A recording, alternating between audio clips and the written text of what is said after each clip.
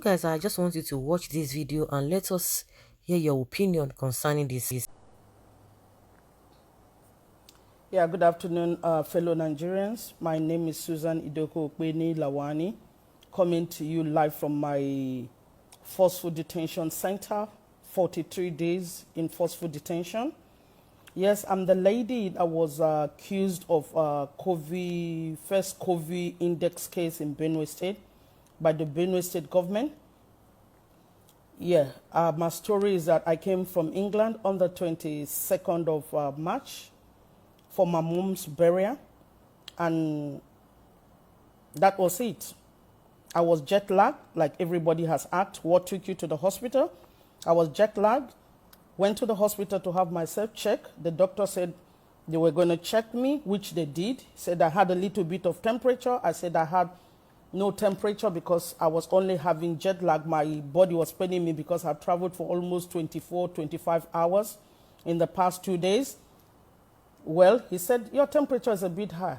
I'm going to keep you here and check you. I said, no problem. I'm a law-abiding citizen. Yes, keep me.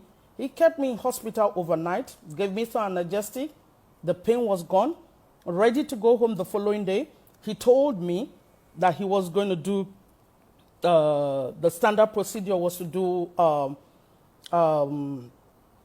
a swab by the Benue State government. By the way, the hospital is Grace Cottage Hospital in Makurdi. I said, okay, I'm okay with that. Called some 2 men who did a swab on my left nose and on my throat. Asked when I was going to get the result. He said in 24 hours. 24 hours passed. I didn't get a result. The next day, which was 27th of March, the doctor came to me in the evening to tell me that I was COVID positive from the result that they did, from the swab that they took. I asked, where is the result? He said he doesn't have the result, that he was only told. And I'm asking, if I have COVID-19, why don't I get a result of it? Well, he went away. He went away, and my friend, who was also a doctor, came to tell me that the Benue State governor, or Tom, was already doing a press conference with my name. A doctor just came to tell me, and a press conference was already going on with my name as the first index case in Benue State. Went down to ask the doctor what all this was about. All I was told was that they were helping me to fight with the state government. On what basis? What has happened? I don't know. Where's the result? I don't have. Well, that was it. I told them if this was a drama or Nigerian Nollywood movie, I wasn't going to be part of it.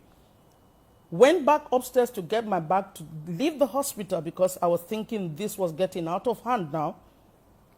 And this time I was okay. Nothing was wrong with me. I didn't have a headache. I only had body pain. That's what took my... And I knew it was because of the journey I did, or the journey I made. Before going to upstairs and coming down, the hospital had been called off by ambulance with the deputy governor and his team to come and remove me to an isolation center because that was a community hospital. And I knew, well, whether it was staged or it wasn't staged, Nigerians will judge for themselves. I was taken to isolation center, dehumanized, traumatized, because already my name was in the press and gone all over. I have been videotaped, recorded, and sent on the internet already.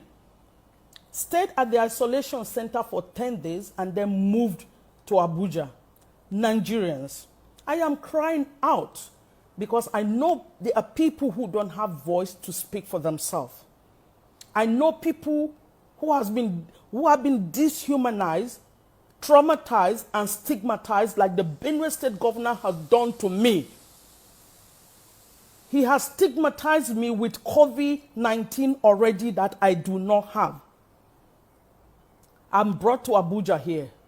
What else would have been done? Inquiries would have been made. I wasn't given a result until the after 15 days in Abuja, precisely 8th of April, they gave me the report, which I can publish for Nigerians to see. On that report, it stated I came into this country on the 28th of February. On the 28th of February, I was still in England.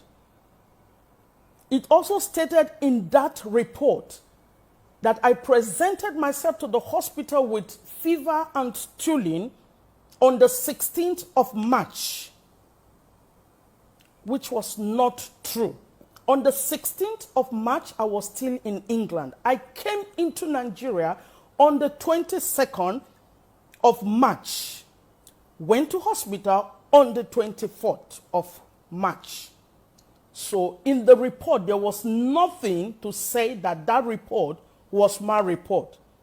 Based on that, the Nigerian Center for Disease Control, still using that report and the name on it, and before I forget to say, the birthday, the date that was put in that report said 58 and 62.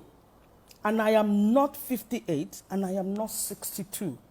I am 50 plus, not near that age.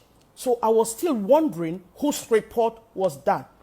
But it's still that report that the National Center for Disease Control are still working on and still holding me here.